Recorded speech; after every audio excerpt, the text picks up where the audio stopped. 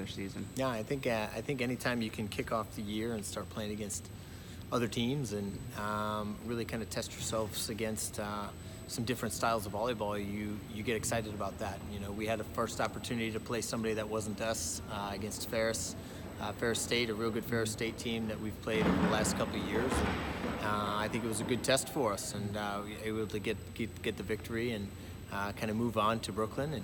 And I think it's an opportunity to test out where we're at, you know, as a group, and try to solidify a little bit more of a lineup and some playing opportunities. And yet we know we have a lot of people that can contribute. So, you know, I think that headed into this first weekend, there's a lot of excitement for us as we kind of move forward, and yeah, we're looking forward to hitting the court on Friday.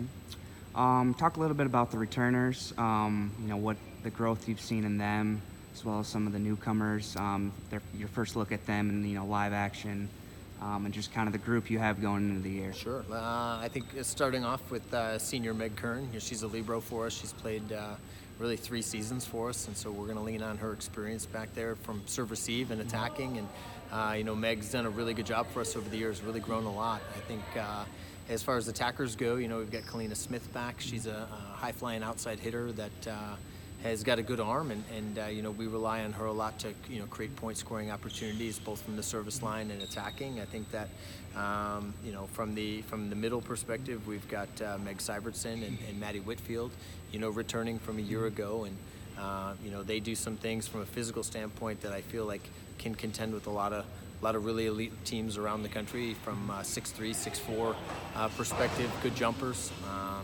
You know, we have 2 setters back in Grace Butler and Kendall Brait, and you know, they've done a really good job, I think, of setting the tone, pun intended, for our offense, and kind of really putting up a hittable, consistent ball. And you know, as far as returners, or as far as newcomers, you know, we've got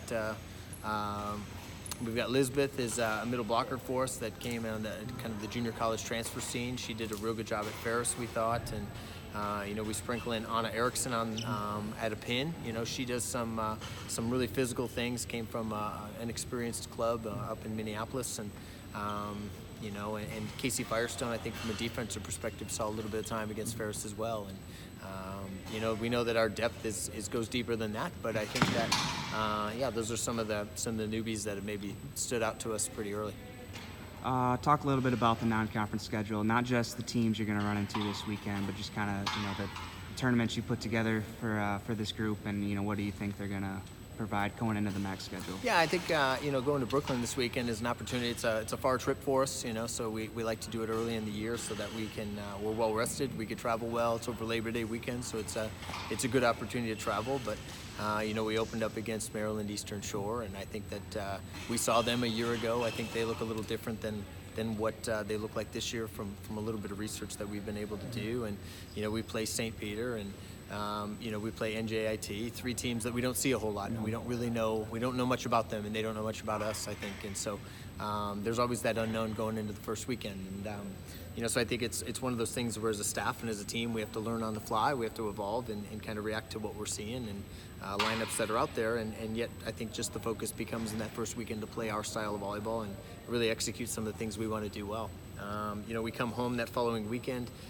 We have a home tournament that weekend. We play DePaul, we play Eastern Illinois, and we play DePaul, Eastern Illinois, and North Dakota State that next weekend here in McGurk. And so that's, I think, a real good test for us to open up in front of our home fans and put ourselves in a position that you know, we can show them how much we've grown in 1 year. And I think that our team is excited about that. And you know, third weekend we go to DePaul. We see some good teams there. I think Holy Cross is there, DePaul's there, and Valpo, I think, is the third team that's there. I'm trying to remember our schedule offhand. And then the fourth weekend we go to Youngstown State, and I know that we play Youngstown. I'm forgetting Eastern Illinois. I think we see a second time, actually, because we see them on a neutral court again. And I'm sorry, I'm blanking on 12 matches into the schedule. I try to keep it 1 or 2 weekends, but you know, everything we do tries to get us ready for the MAC season and so that we're playing our best volleyball, not only at the start of MAC play, throughout MAC play, and peaking with the MAC tournament. So I think it's a tournament schedule that gives us a variety of tests, some different styles of volleyball that we're going to have to get used to playing, and a lot of fun. I think that it's a really neat neat opportunity to play teams that are different than you see all the time. So, yeah, that's what we're trying to do with our pre-conference. That's it.